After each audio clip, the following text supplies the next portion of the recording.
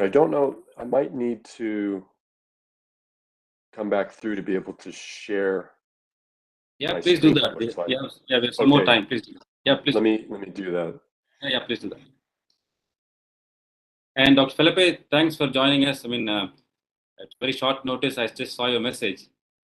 I did send you some text about this program, but then Dr. David was, wants to focus more on US and Canada. But then, since you're from Europe, probably it will be very nice to, see your perspective and also your view on how to reduce the cost factors in all the surgeries and to have a common, strategy in getting this done, probably in the entire world. So we'll just wait for seconds. Dr. David can join us, and then. Okay, let me a second. Yeah, please go ahead. And now it's working. Great. I have made you as a presenter now. You can check your slides. You can start presenting your slides. Yeah, it'll work. Here you go. Here's perfect. Can you see that? Yeah. Yeah. So I'll stop while you introduce. Yeah. Thank you. Ladies and gentlemen, good evening and good morning. Welcome you all to this Interact with the Pioneer and Learn series of lectures. We call it IPL. A fancy and a famous words of IPL here in India. People are crazy about cricket, so they only remember about IPL. Similarly, we have each month we have a topic which is very vital to the healthcare system and also specialty in our hand microsurgery. So today we have Dr. David Ring, a renowned hand surgeon, also an eminent faculty, especially in comprehensive healthcare and also in the deep field of hand and microsurgery.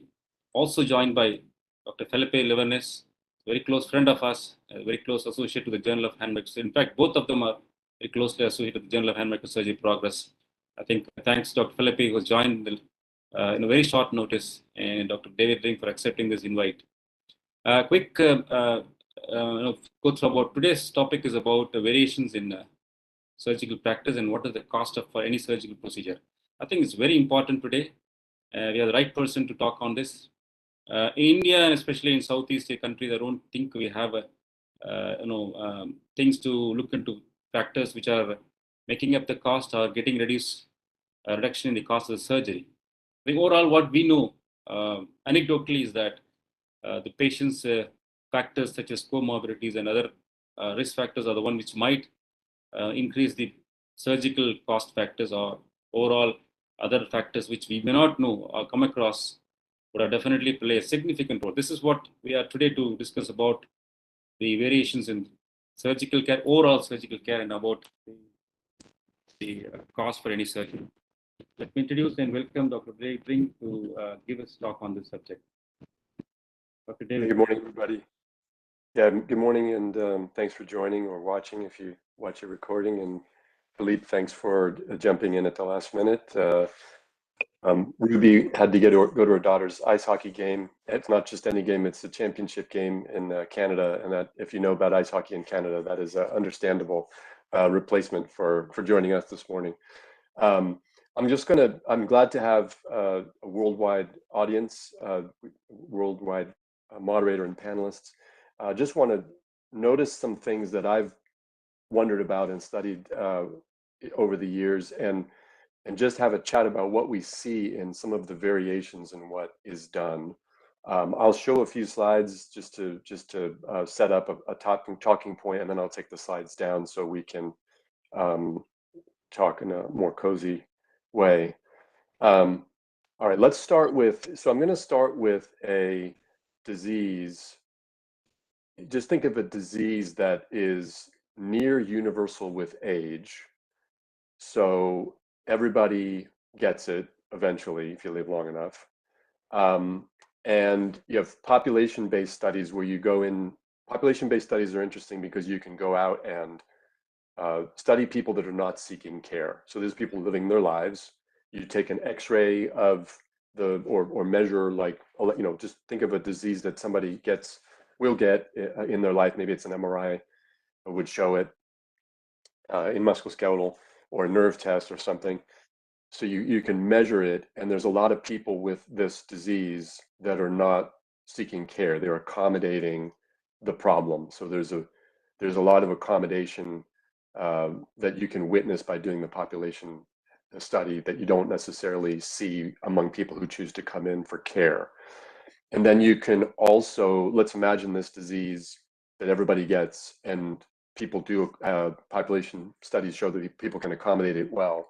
Let's say that it turns out that people are more bothered by it if they misunderstand the symptoms. So maybe they think the symptom means that they're going to make the problem worse. That's a common misconception. Or maybe they're fearful about the future, or losing hope for the future because the symptom is making them think that they're not going to be able to have the same life that they had dreamed of having. David, sorry to interrupt you. We can't see your slides. I mean. Oh no, I'm not showing slides. Yeah, I'm just talking. Yeah, I'm just talking. I'll show you some slides in just a minute. Sorry for the interruption. Yeah, thank you. And I want you to just, I don't want to give you a disease yet. I think if I give you a disease, like if I give you a specific disease, let's say carpal tunnel syndrome, you immediately will form biases. So I'm talking about a disease X, like we don't have a name for this disease yet. Everybody gets it. People accommodate it well. They have more trouble accommodating it when they misunderstand it, or they feel worried or despairing about it. And the final thing is that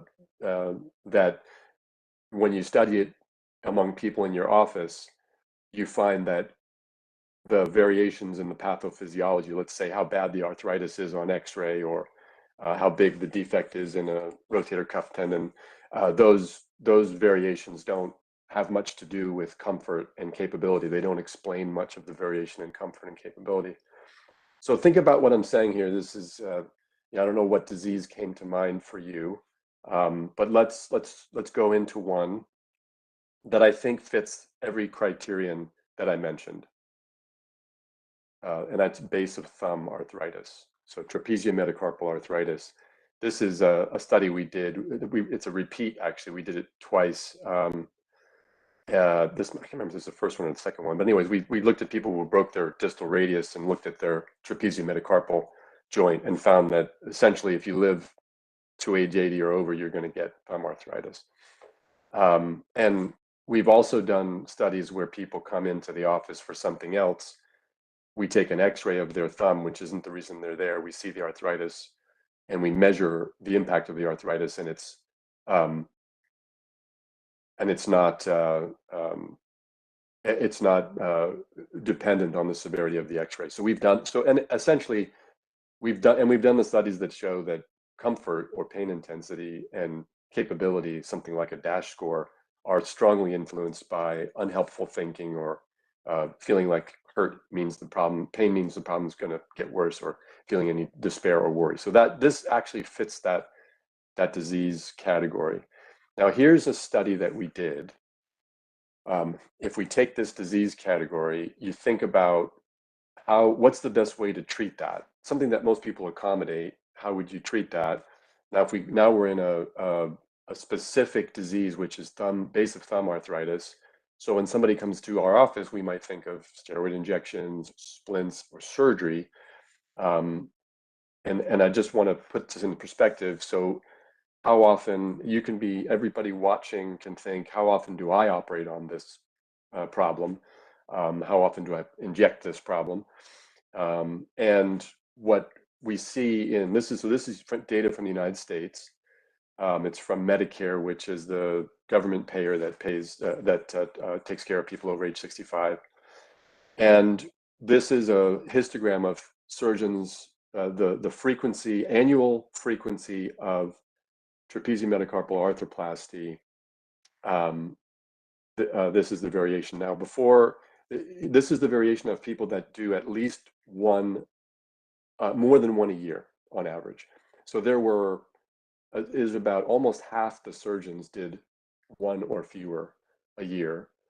And we identified hand surgeons by doing carpal tunnel releases and trigger fingers. We found that people who were doing a lot of those, we assumed were hand surgeons. And this is the group of people who did more than an average of more than one a year. And you see this very long right tail with some really real outliers. Okay, so I'm gonna stop sharing. Let me see if I can, oh, yeah, here we go, stop sharing, and just get you guys to tell me what you think about that. Philippe, what is that? How do you react to that?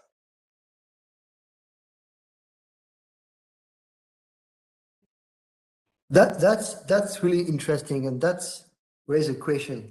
Should we authorize surgeons to perform a CMC joint arthroplasty if they are doing less than 5 a year? That's the first question. And the second question is it normal to do more than 50 CMC joint arthroplasty a year? So could you please give some? No, it's very much of an outlier. It's very much of an outlier. And that's the thing is, so here's my thought, and then maybe Terence can give a thought. If we go to a hand surgery meeting in India, France, US, doesn't anywhere, almost certainly they will talk about thumb arthritis, and almost certainly they will focus on operative techniques. And yet, most hand surgeons operate relatively infrequently, and the people who are operating, let's say, every month or a couple times a month are actually very few. But those are the people up on stage talking to us about it. So for me, that's a little bit, it's almost like I'm being sold something, like, you know, like somebody might, the one who sells tires gives the talk about tires or something.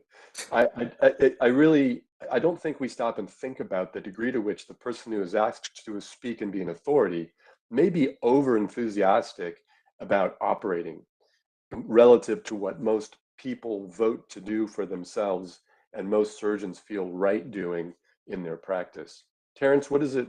How do you react to that? My thought there that it's pretty provocative, right? That we put people like the king of arthroplasty is the one that speaks to us, rather than the average Joe doctor that's actually not operating on it very much. What do you think? Yeah, David, I agree on that.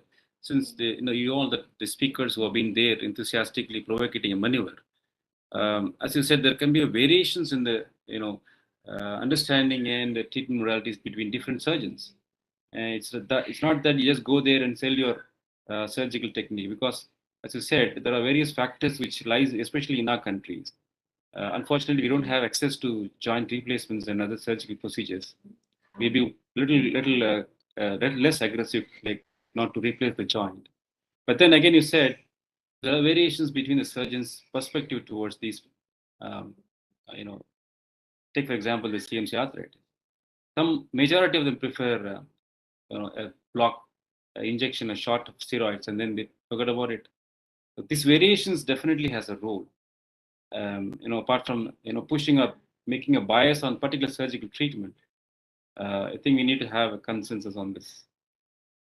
Yeah, I don't mean to suggest, and I hope it doesn't sound to anybody listening, that I'm trying to say that somebody's doing something right or wrong. I'm not saying that. I'm saying it's very curious. It's a very curious thing, and I'm trying to think about how, there's definitely, I have a way of practicing that is based on what I feel is ethical and moral. I'm trying to do the right thing. And I think everyone would say that. I think every surgeon would say that.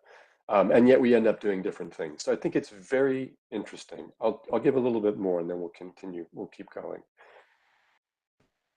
Okay. So you might say, well, it's my practice. Like I get a lot of referrals. I'm known for this and I get a lot of referrals for this. And that might be true. That might explain a little bit of it.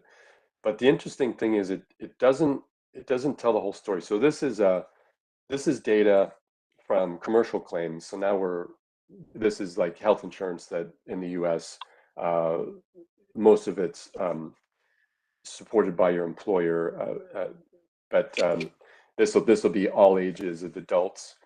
And what the left, for each diagnosis, the left bar is PTOT and the right is specialty care office visit, a return office visit.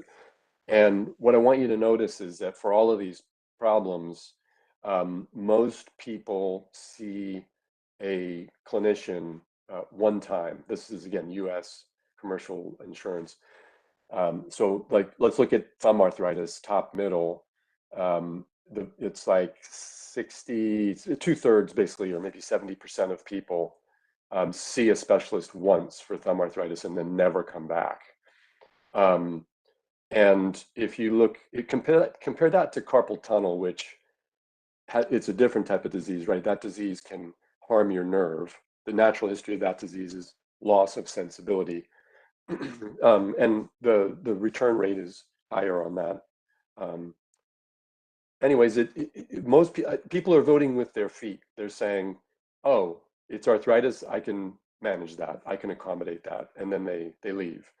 And I think we don't necessarily think about that because we're mostly addressing the people who are in our office, but we don't necessarily think about the people who understand, learn about their thumb, and then go away. So how do you react to that, Philippe?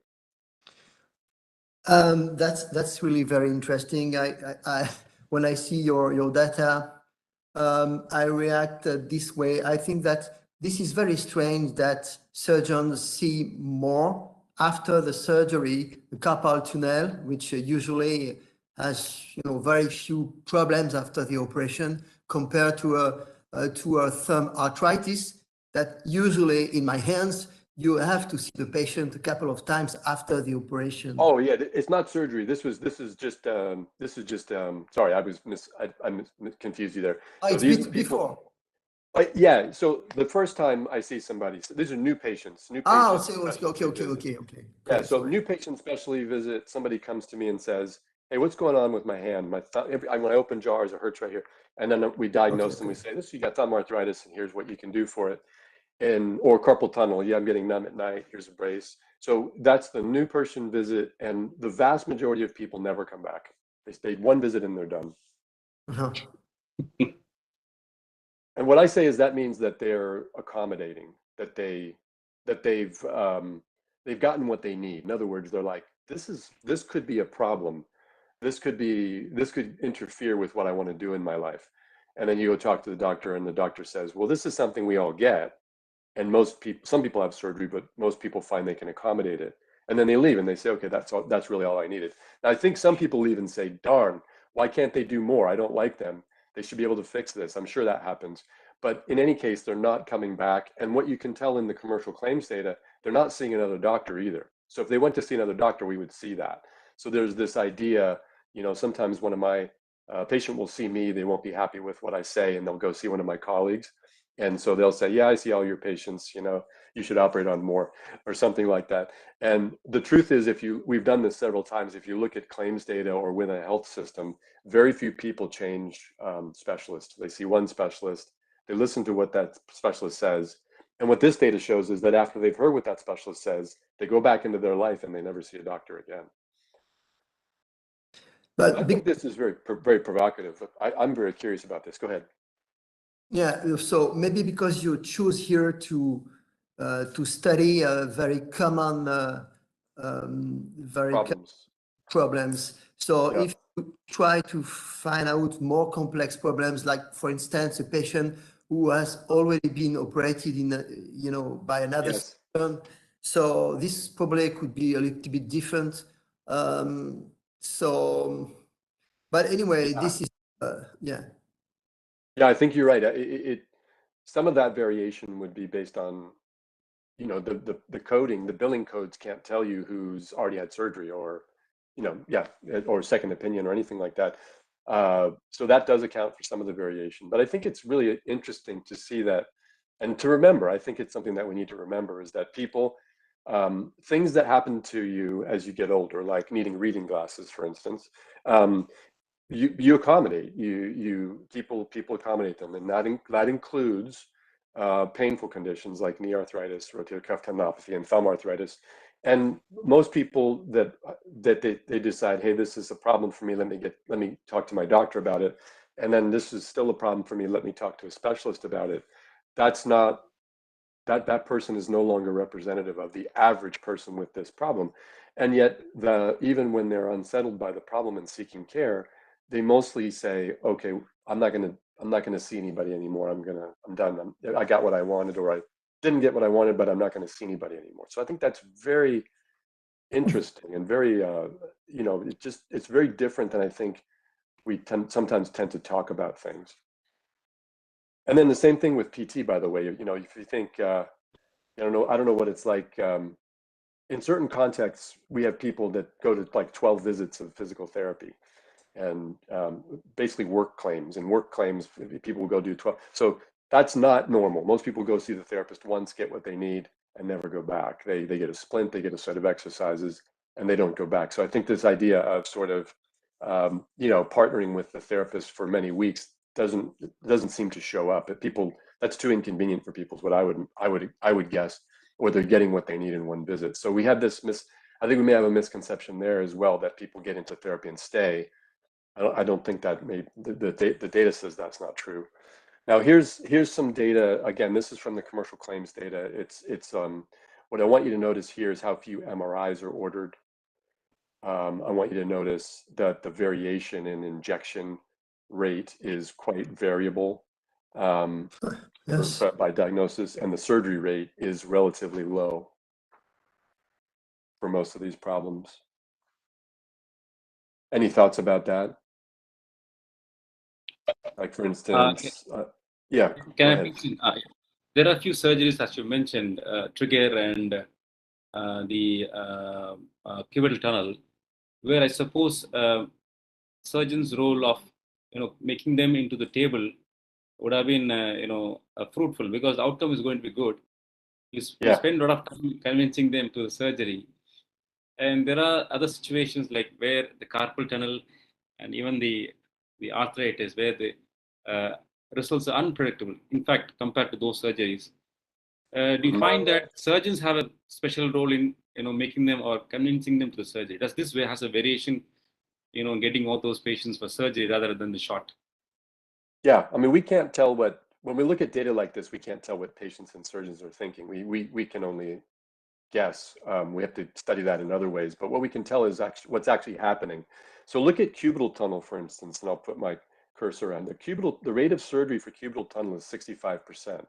And that fits my experience, because by the time people come for cubital tunnel, they have ulnar neuropathy. By the time they get to a specialist, usually they already have weakness. Yes. And they often have atrophy. So carpal tunnel, they may come when they're waking up at night, and the splint can manage that for many years. But cubital tunnel has already got some nerve damage, and they want to prevent any more. So that high surgery rate, that's my practice for sure. And then, and carpal tunnel, that makes sense. Some people are ready for surgery. Some people can manage a splint. It's interesting that trigger finger, about almost half of trigger fingers get operated on, and this is within 1 year, by the way. This is within a calendar year after the first specialist visit. But things like tennis elbow and there's thumb arthritis, 1.9%. So I don't think we usually talk about our practice this way. Oh, another thing to notice is just, what does a hand surgeon see? So the hand surgeon seeing carpal tunnel and trigger finger, like 2/3 of patients, that's pretty much what we see. And people actually, even though thumb arthritis is really, really common, much more common than carpal tunnel, most likely, we don't see a lot of people with thumb arthritis. It's just interesting to note that what our daily work looks like is, and I know my surgery schedule looks like that. It's carpal tunnel, trigger, carpal tunnel. That's what a hand surgeon does. Then once in a while, somebody cuts themselves or breaks a bone, but for the most part, it's just like this. Yeah, I'm very surprised by the very low rate of surgery in carpal tunnel. Yeah. I think it's probably, like I said, I think it's the first diagnosis of it. And yeah, but it is pretty low. Yeah. And also, I would say the cubital tunnel. You said that it's very high, but I would say that usually cubital tunnel is more serious than carpal tunnel. tunnel, and it's my hands, I would say that it's very important to operate a cubital tunnel than a carpal tunnel. So 65% is high, but probably each time I see in my consultation a cubital tunnel, I would say, I don't know, I don't have the exact numbers, but I would say that 99% of the cases I operate them. Yeah, yeah. So I'm with you. I rarely meet somebody, and I published this too. I noticed it, and people weren't talking. It's kind of like what I'm doing today. I noticed something that nobody was talking about it. So yeah, you're right. I studied it. So in my practice, something like 90% of people that showed up with a new diagnosis of cubital tunnel already had at least weakness, and half of them had atrophy. So yeah, I think my rate is closer to 90% as well. At least offering surgery. Not everybody accepts, but I offer it, and I tell them that that they've already lost some nerve function and they may lose more. So yeah, it's interesting. Let's look at a different. Now that we're talking about different nerve releases. So cubital and carpal tunnel are on this list, but nothing else is, like pronator syndrome or radial tunnel or things like that. And we debate, when we talk about those diseases, those illnesses, we talk about them as whether or not we believe in them or not, because they aren't measurable like carpal and cubital tunnel are. Those can be measured, so it's not something you have to believe in. You can do a scientific experiment. But radial tunnel and pronator syndrome are things that you have to believe in because you can't measure them. Currently there's no MRI or EMG that people agree can show the pathology reliably and accurately. So let's look at the variation in operation on nerves other than carpal and cubital tunnel release. And that, I'm sure you would not be surprised, is also highly variable, with, in this case, I'd say 80% of people never operating on it. And then among the people that do those operations, see these just astounding outliers, 80 over 150. I don't know, this brings up almost ethical concerns, if you ask me. I don't know how you guys react. Yes, the same way. I would say, okay, you are looking about the number of surgeries that each surgeon is doing, Cmc joint arthritis or uncommon peripheral nerve release or whatever. This is a factor which is very, very important, the number of patients that you operate, but it's not the only one factor. You also have to take into account the level of expertise of each surgeons. And as Tang and Giddings published a paper a couple of years ago, and they said that it's very important in each paper that you publish, you have to mention the level of expertise from 1 to 5. So we also have to consider the level of surgeon. If a level 5 surgeon operates 10 cases a year of uncommon peripheral nerve condition, this could be acceptable. But if a level 2 surgeon operates the same number a year, this could be unacceptable. So I think the number of patients you operate is not the only factor we have to consider here. What do you think about that? Yeah, it's true. I mean, it's always good to look at the flip side. And I think that's true. Like one of the things, I was listening to a colleague's talk about, the way that trauma surgeons and vascular surgeons handle vascular injuries has changed immensely. They treat a lot of them non-operatively, and they treat most of the operative ones with a catheter. And what's happening is now the skills that are needed are not necessarily available at night, and on call at night when trauma tends to happen. And so how do you can't have people doing one of these a year. And so the idea would be then to concentrate in trauma centers, and we do a kind of okay job with that, but we could do much better to concentrate that into centers. Another example would be finger replantation. So finger replantation, fortunately, is getting less and less common because of safety, I would hope. But anyways, it's not that common. And so how do you keep your skills up? and so you kind of have to value the people that are willing to be available anytime, day or night, to sit down and do a difficult case, and then you've got to get the cases to them. So like here, that would be potentially by helicopter. I know it was when I was in New England, we'd fly them in by helicopter to do it, and if you could get them to the person that's doing more, then they can maintain their skills. So that is the other way of looking at it. But this for me is a little different, because it's like, we could one day say, you know what, radial tunnel, we figured out that actually doesn't exist. It actually doesn't exist. And so every single surgery done for that was all harm and no benefit. And if that day happens, then that outlier, I think, might be having a very bad day. I would hope they would be. I hope they'd feel really bad about that.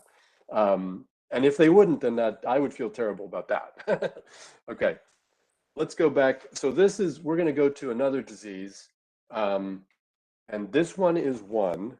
So you can see this disease. What happens is, you obviously, the orange, the symptoms peak in middle age. So most people are getting this between ages 35 and 65. And the symptoms go away. You see the older age people are not having symptoms, but you can see evidence on an MRI that they had it in the past. That's the red. So red is you've had this disease in the past. Orange is this disease is bothering you right now. And so it's something that bothers people in middle age. And if you look at the accumulation, it suggests about 1 in 5 people will get this disease in their lifetime. Right? So think about which disease this might be.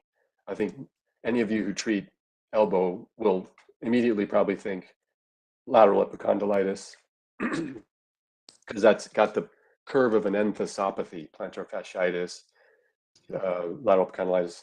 They show up in middle age, and they get better. They get better on their own, and we can see that in this. This is data from MRIs of people having elbow MRIs for either for a lateral epicondylitis or for something else, and you can see incidental signal changes. So think about, if you think about it in that way. I know we talk about it, because whenever I look at a resident's presentation, they're getting stuff from papers and hearing talks. They still talk about injury, overuse, tear. That's not what the data shows at all. The data shows it's mucoid degeneration, no inflammation, no repair. It self-limiting problem. It comes and it goes, and it bothers you for about a year, and then it leaves. And it seems to have nothing to do with activity, and it's in no way an injury. So that's why this data right here is so important, because it kind of shows you and reminds you of that. And if we look at the variations in what people do with this disease, and this is tennis elbow, look at the variation in operative rates between, and these aren't all surgeons. So this is what happened to the patient after seeing a certain type of clinician. We have physical medicine and rehab doctors or rheumatologists, people that may see musculoskeletal that don't operate, but and some of those are more likely to refer to a surgeon that would operate. So it may not be that that they're going to be less likely to get operative treatment if they go to that non-operative doctor. This is what happens to them. Do they ever get surgery? And you can see that even the busiest surgeon, even the surgeon that operates on tennis elbow the most, only operates in a quarter of people.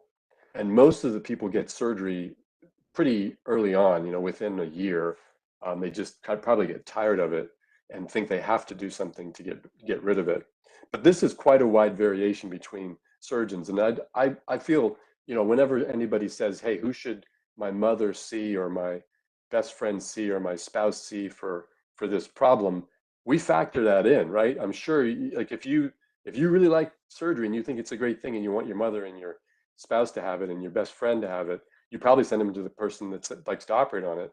But if you think it's, hey, you don't really need surgery for this, it's going to get better on your own, just wait this one out, you probably send them to the one is not going to operate on it. Now, why should it? Most people don't have that ability to talk to their friends and get that inside story. Most people have no idea which type of surgeon they're seeing, and I'm not so sure that's a good thing. Yes. Yeah, what do you think? I think in the example you showed just before about the symptomatic or the incentment, I think it's the same for CMC joint arthritis. You know, after a couple of years, sometimes there is so much arthritis that the joint is totally stiff, and the X-ray is awful, and you want to operate the patient, but the patient has absolutely no pain at this level. So it's the same also for a scapholunate a dislocation in an elderly people, because usually they have a STT joint arthritis and automatically they get a scapholunate ligament tear. And these patients, they have absolutely no pain. And because on an X-ray, they come from something else. And you see this and you tell, and some surgeons would operate them. So I think, yes, it's very important to notice it. There is not a direct relationship between what you see on the X-ray or MRI or whatever with the symptoms of the patients, and we have to be aware about that. Yes. Yeah. Terence, what's it like in India? Do you have, I imagine it's the same, that some of your colleagues operate a lot more than others on tennis elbow and thumb arthritis? Yeah, Dr. David, I think in India, we see a lot of surgery for radial tunnel syndrome. You said it is completely out of the book. We see number of surgeries in radial tunnel syndromes are going up. I don't have any explanation for that. More or less, you said in your data, you didn't find any of those except the carpal tunnel and the cubital tunnel.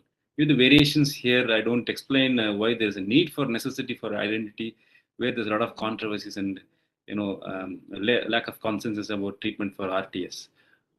As about the lateral epicondylitis, I think you rightly mentioned that the number of surgeries for lateral epicondylitis is very, very, very low, and people don't come after seeing months or even days after they visit. Hardly patients who come back, they do have certain sort of discomfort throughout their stay of 1 month following the visit. They come for a shot of steroid and then they don't come back again. Surgeries for lateral epicondylitis close to zero, but on the rise, we see a lot of radial tunnel syndrome. We don't have any explanation for that.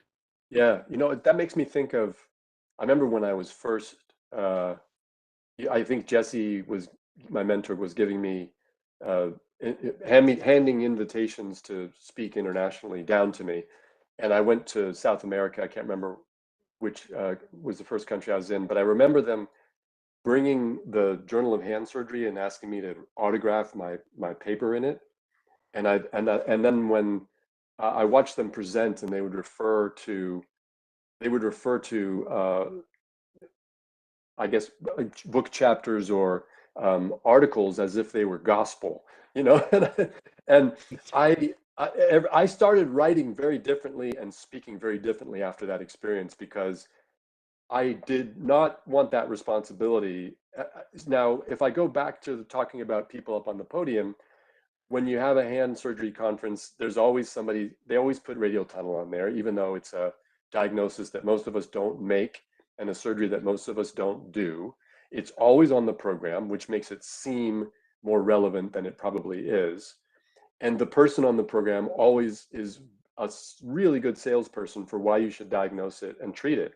And I think what happens is people are actually not living up to their responsibility to be good stewards of the profession, and ethics and a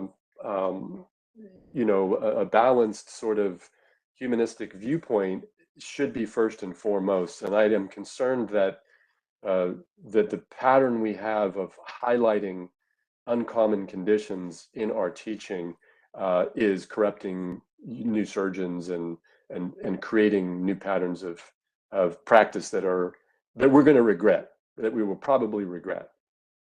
Yeah, go ahead. This recall me something.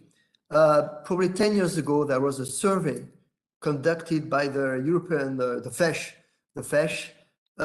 This survey was about cubital tunnel syndrome at the wrist level. And it was a very serious survey with a lot of questions how do you operate, how do you diagnose? And you know, I was very surprised because I was picked up to be one of the 10 or 15 experts who were supposed to answer to the questionnaire, and I never seen such idiopathic syndrome in my life. Of course, I operate some lipoma, ganglia cyst, or schwannoma, but you know, less than 10 in all my career. Me too. That means that some surgeons, and I know that some surgeons systematically operate the cubital tunnel syndrome at the wrist level. Why? There is absolutely no reason for that. So Yeah. Yeah, this is concern. You know, that's a good example. I have the same experience as you, and so I think it's good to have this on a webinar. I think it's good for people to, because there's a lot of people that are more like us, and so now you've been immunized. You've been immunized against the book chapter, the review article, and the next webinar that says that opening Guillaume's canal is the best thing ever, and if you're not doing it, you're being stupid. No, you're being ethical and you're being compassionate. I will say it. And I worry about the promoters of such things, although my mind is open. My mind is open, but I want to see science. Okay, so let's talk about what happens. We'll just round out tennis elbow. I think it will make the points, and then we can chat and close it out. But people might say, well, you know, steroid injections, they could help. Actually, there's pretty good evidence that they don't help for tennis elbow. But what I want you to notice is that if you get a steroid injection, that's the green line, you're more likely to have surgery. So there's something going on there that, you know, people could say, well, maybe those were the worst cases or something. But I've already told you that pathophysiology doesn't correlate very well with symptoms, and I think it's probably the most impatient people that, and the ones that think something has to be done, they have misconceptions and misunderstandings about what's going to happen to them, and then they get the shot doesn't work, and then they think they have to keep doing more, which is called medicalization. So I'm concerned about that, and it's an interesting thing that we hardly ever talk about. This would be the last thing I talk about. This comes from a study that was done. It's actually just a systematic review or an analysis of the data from randomized trials on lateral epicondylitis. And what they did is it's from Finland, I believe. And what they did is they said, well, people often will come in and say, I've had tennis elbow for 8 months, so that means it's not going to go away. It's taking too long. You better operate on me. And they use the justification of the duration of symptoms, and they use it as a prognostic sign. So the duration of symptoms is prognostic, meaning that if you've had them longer, they may not go away. And so they tested that theory by looking at both the control groups and the placebo groups, the no treatment groups. So you're either getting a pretend treatment or no treatment, and that's what these different bars are. And the disability and the pain go down over time with a half-life, like kind of like radioactive decay, and that's true no matter when, whatever your duration of symptoms is, you're still likely to get better. And then they looked at this. Here's some more data showing that it's an illusion, essentially, is what they're saying, that if it's taking very long, then it's taking too long. It's actually, what I've told people over the years is you're probably almost done. You probably have, if it's been there for a year, you've probably just only got a few more months and it'll be gone. And that's what this data shows. But the reason they did the study is because people often use duration of symptoms. Patients feel like they need something done. Surgeons may join them in that. And what this data says is that is not true. And so I think we have to be careful about how we use various justifications to do what we do. I've shown you today some. I hope it's thought-provoking and really makes you curious about what arm health really looks like. Because a lot of times arm health looks like not seeing a doctor, and I think that's what most of us do. You know, if I do see a doctor, it's just because I want to learn something so I don't have to see them ever again, which is what most people seem to do. They want their agency. And I don't think we think about our job in that way. I think we think about our job as people need our help, and everyone with this problem needs our help. And so I hope I've made you think about it differently, so that every time you meet a person, you can get really curious about why they're there. You know, because it's an effort to come see you in many ways, and it's a cost. So what was it that brought them to you? And usually there's something that they're worried about, or even a little hopeless about. And a lot of times it's based on a misunderstanding of what's going on. A misunderstanding that you can very gently, very carefully, because you don't want to, you're questioning the way they think about things. So that's potentially very offensive.